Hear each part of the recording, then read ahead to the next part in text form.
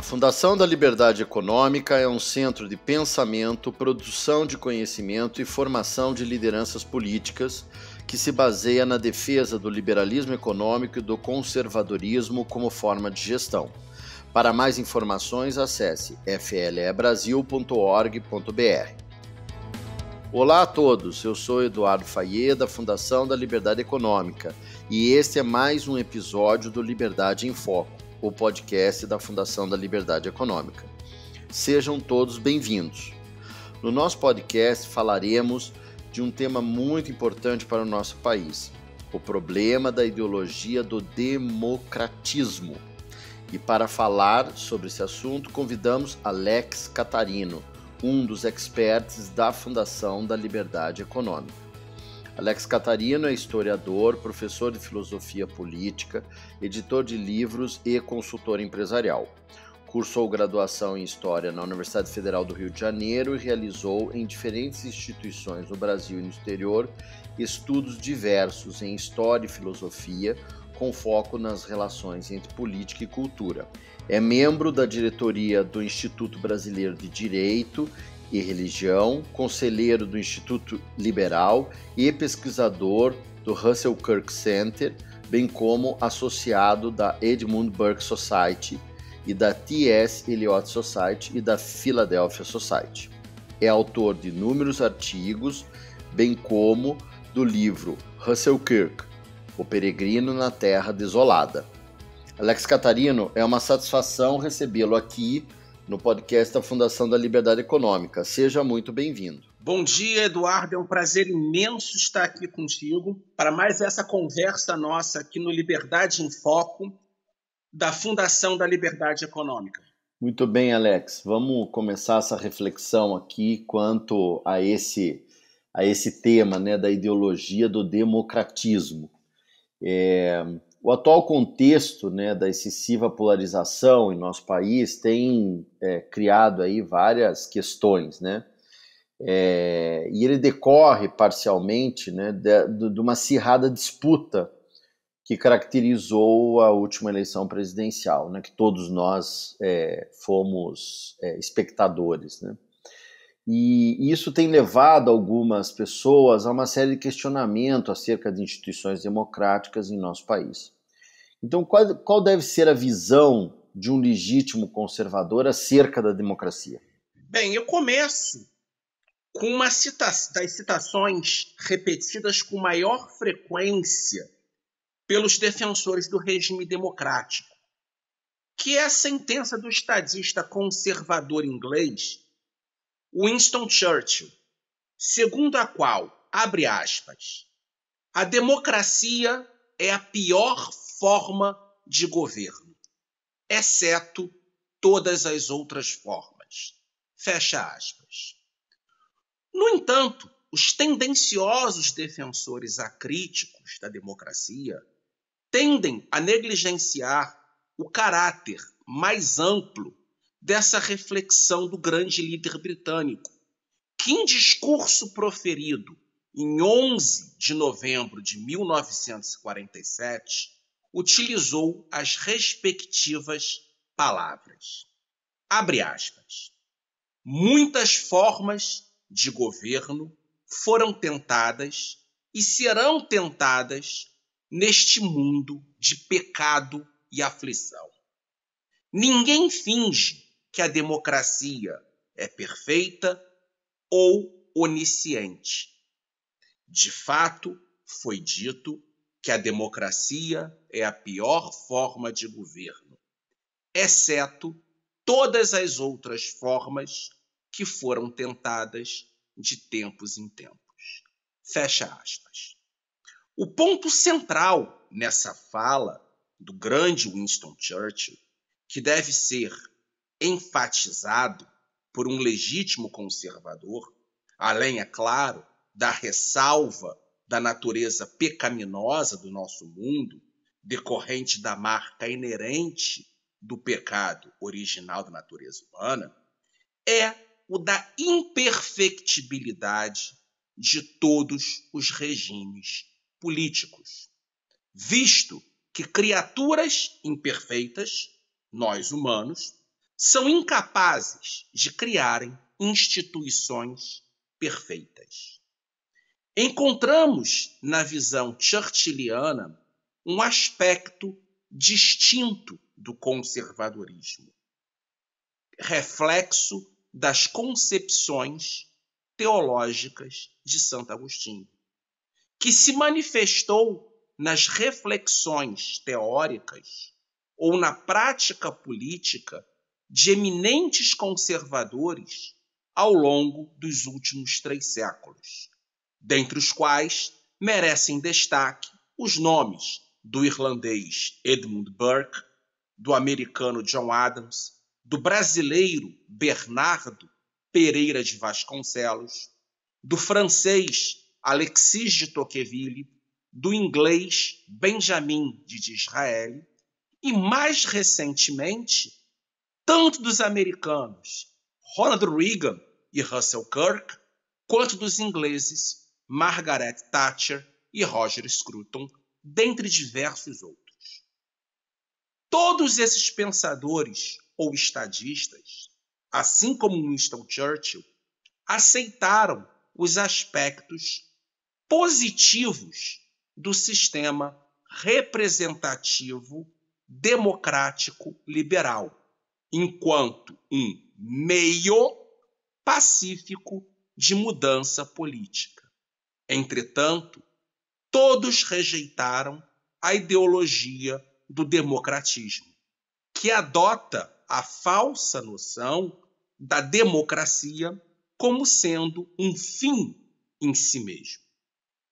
Fundado nas propostas igualitárias apresentadas nos escritos do filósofo suíço Jean-Jacques Rousseau, o democratismo é uma noção radical que serviu de inspiração para as errôneas concepções democráticas adotadas pelos jacobinos durante a Revolução Francesa, por liberais revolucionários na Europa ou na América Latina e por diferentes tipos de socialistas. Logo, o democratismo, essa ideia da democracia como um fim em si mesmo, essa visão de que a democracia deve ser utilizada para criar condições de igualdade na sociedade, não deve ser aceita por um conservador. Entendi, Alex. E considerando isso que você está nos contando, em nossas últimas 2 conversas aqui no Liberdade em Foco, você falou sobre o problema das ideologias, né? Inclusive destacando que o conservadorismo não é uma ideologia, né? E sobre as diversas razões pelas quais os conservadores devem rejeitar diferentes formas de política ideológica. E na maioria das vezes, esses desvios ideológicos na política são associados aos regimes totalitários, tanto no espectro da esquerda, né, com o socialismo e o comunismo, quanto no aspecto da direita, né, o nazismo e o fascismo. Você pode falar um pouco mais sobre o modo como a ideologia do democratismo é antagônica às práticas de representação política democrática proposta pelos liberais clássicos e pelos conservadores? Sim, um dos maiores problemas de uma análise sobre a temática é que não existe na realidade uma única forma de experiência democrática, o que gera uma pluralidade de definições dessa forma de regime político. A palavra democracia pode ser utilizada para caracterizar práticas políticas distintas e até mesmo conflitantes. Em uma perspectiva histórica, a doutrina política, que foi denominada posteriormente com o termo conservadorismo, surgiu com a reação do já mencionado Edmund Burke em defesa do sistema representativo democrático vigente na Inglaterra, contra a perspectiva revolucionária e igualitarista dos liberais radicais, que propunham que a política britânica deveria seguir o mesmo caminho da democracia participativa tomada pelos revolucionários franceses, que, por sua vez, rompia a continuidade histórica e criava um ambiente de desordem institucional, ao pautar a ação política em teorias abstratas, ideológicas, oriundas das teses sentimentalistas do já mencionado Jean-Jacques Rousseau e nas concepções racionalistas dos filósofos iluministas franceses. De certo modo, o conflito entre duas concepções distintas acerca do regime democrático foi apresentado em 1924 no livro Democracia e Liderança, que está disponível em língua portuguesa numa edição publicada pela editora Top Books. Nessa obra, o filósofo político conservador e crítico literário americano Irving Babbitt, que é uma das mais importantes fontes do conservadorismo kirkiano, ao ter contraposto a imaginação idílica russoniana, fundamento do democratismo, a imaginação moral burkeana, que está de acordo com as práticas da representação política adotadas pelas democracias liberais modernas, mostrou que são duas visões distintas de democracia. Uma, a democracia representativa nos moldes liberais, ou seja, o modelo que conservadores defendem, e, do outro lado, a democracia popular representativa, fundada nessa ideologia do democratismo. A noção igualitarista do democratismo apresenta, como já disse aqui, a democracia como um fim em si mesmo, que servirá como um mágico remédio para todos os males da sociedade, enquanto a concepção liberal de democracia, defendida também pelos conservadores, entende o regime democrático como um mero processo de escolha dos governantes, que precisa estar submetido à defesa dos direitos individuais, do Estado de Direito e da economia de mercado. Ao longo do século XX, muitos liberais na Europa e na América Latina, não só no século XX, já até alguns no século XIX, adotaram as teses revolucionárias e igualitaristas do democratismo de Jean-Jacques Rousseau, com consequências nefastas para as sociedades desses países. Em seu importante livro, História do Liberalismo Brasileiro, o nosso saudoso mestre, professor Antônio Paim, acentuou o seguinte, abre aspas, a Revolução Francesa suscitaria uma nova doutrina política, diferente do liberalismo inglês, que durante muito tempo esteve associada ao liberalismo, tendo chegado a ser batizada de liberalismo radical, quando, na verdade, não guarda maior parentesco com o sistema representativo. Em língua portuguesa, creio que se deve atribuir ao historiador português Joel Serrão o mérito de haver sugerido denominação apropriada, democratismo, que veio a ser adotada no Brasil. Fecha aspas. A partir dessa avaliação do professor Antônio Paim, é possível dizer que tanto liberais moderados quanto conservadores rejeitaram as teses igualitaristas e revolucionárias adotadas tanto por liberais radicais quanto pelos diferentes tipos de socialistas. O tema das diferenças entre a prática da democracia representativa liberal e as teorias do democratismo exige uma discussão mais aprofundada, que, pela importância para o nosso contexto político atual, desejamos abordar em outra conversa nossa aqui no Liberdade em Foco. Todavia, para antecipar um pouco dessa discussão, podemos dizer que há uma advertência sobre a ideologia do democratismo, feita por Russell Kirk no capítulo 18, Governo Popular e Mentes Imoderadas, do seu famoso livro A Política da Prudência, de 1993, ao ter constatado que, abre aspas, no início do século XX, poucos estados no mundo podiam ser considerados democráticos. Contudo, existia muita liberdade pessoal e local sob o império da lei. Perto do final do século XX, quase todos os regimes políticos, mundo afora, professam ser democráticos.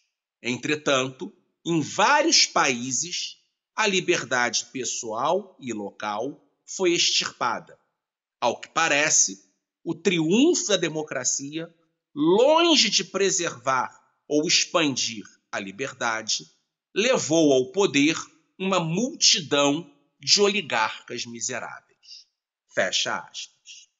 Eis que, novamente, retomamos a inconveniente verdade segundo a qual o processo democrático, sem estar submetido à defesa dos direitos individuais, do Estado de Direito e da economia de mercado, no lugar de ser uma garantia à manutenção da ordem, da liberdade e da justiça, pode se transformar no caminho para a implementação de regimes populistas e até mesmo de práticas autoritárias pelos membros das diferentes esferas e níveis de governo. Alex, muito interessante essa abordagem, e aí a gente sempre tem aqui, né, nas nossas conversas feito uma espécie de um fechamento, né,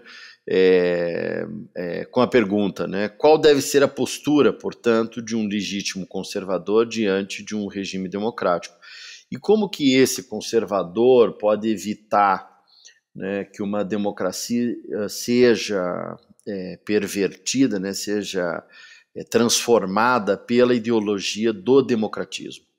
O conservadorismo não é incompatível com o regime democrático. Contudo, o conservador sabe que a democracia, enquanto uma forma de governo, é um mero processo instrumental, que não deve ser tomado como um fim em si mesmo. Nos limites impostos pela licitude dos princípios éticos universais, pela legitimidade das tradições e instituições de seu país e, finalmente, pela legalidade do aparato constitucional de sua nação, o conservador prudente deve colaborar efetivamente para o sistema representativo de seu país, fazendo que ele seja um instrumento de mudança política, que precisa ser orientado não pelos clamores imoderados das massas ou pela manipulação de demagogos oligarcas, mas pelos direitos inalienáveis dos indivíduos, a vida, a liberdade e a propriedade privada, pelas regras do Estado de Direito e pelas práticas da liberdade econômica, que são, em última instância, as verdadeiras garantias para o estabelecimento de uma sociedade verdadeiramente livre, justa e próspera. Ao tratar do problema da ideologia do democratismo nos Estados Unidos da América, no já citado capítulo 18, Governo Popular e Mentes Imoderadas, de seu livro A Política da Prudência, o já mencionado conservador Russell Kirk advertiu que, abre aspas, todas as ideologias, até mesmo o democratismo, levam os tolos à imoderação e logo à servidão. O que o ideólogo mestre busca é o poder, não a liberdade. Nas palavras de Edmund Burke, abre aspas, homens imoderados nunca podem ser livres. As paixões lhe forjam os grilhões. Fecha aspas. A ideologia é fanatismo político e irrealidade. Longe de preservar nossa liberdade, a ideologia do democratismo já enfraqueceu a estrutura constitucional norte-americana e fará ainda mais danos à causa da liberdade ordenada, a não ser que nós reconheçamos o perigo e renovemos os antigos limites ao impulso igualitarista. Fecha aspas. Essas palavras de Russell Kirk sobre o contexto americano são universais. Logo, devem também orientar os conservadores brasileiros. O democratismo representa uma ameaça à ordem, à justiça e à liberdade, em proporções semelhantes às das ideologias totalitárias, como o comunismo, o fascismo e o nazismo.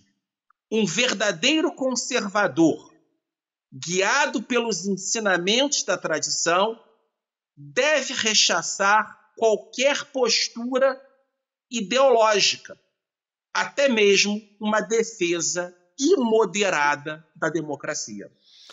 Alex, como sempre, reflexões muito importantes para entendermos aí o conservadorismo e como que nós devemos construir as reflexões, né, e conhecimentos e ações, atitudes nesse sentido.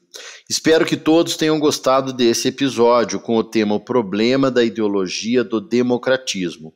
Muito obrigado, Alex Catarino. Eduardo Fayet, agradeço você mais uma vez pela conversa, obrigado pelas perguntas.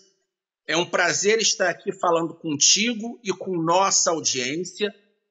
E meu objetivo, como eu já falei algumas vezes, é recuperar esses princípios teóricos conservadores, recuperar um pouco da história de nosso país e da história do mundo, para que sirvam como um mapa para nos guiar em nossa missão de navegar na política atual. Muito obrigado, Alex. Continuaremos aqui com as nossas reflexões importantes. E para você que acabou de nos ouvir, muito obrigado pela sua audiência. Para mais informações, acesse o site flebrasil.org.br e siga as nossas redes sociais no Facebook e Instagram, @FLE Econômica, e no Twitter, @FLE Brasil. Nosso podcast está disponível na sua plataforma de áudio preferida. Você também pode seguir nosso podcast no Spotify, Amazon, assinar no Apple Podcasts e se inscrever no Google Podcasts ou no Castbox e favoritar no Deezer. Desse modo, você receberá uma notificação sempre que um novo episódio for ao ar. Eu sou o Eduardo Fayet e este foi mais um Liberdade em Foco. Um grande abraço e até a nossa próxima conversa.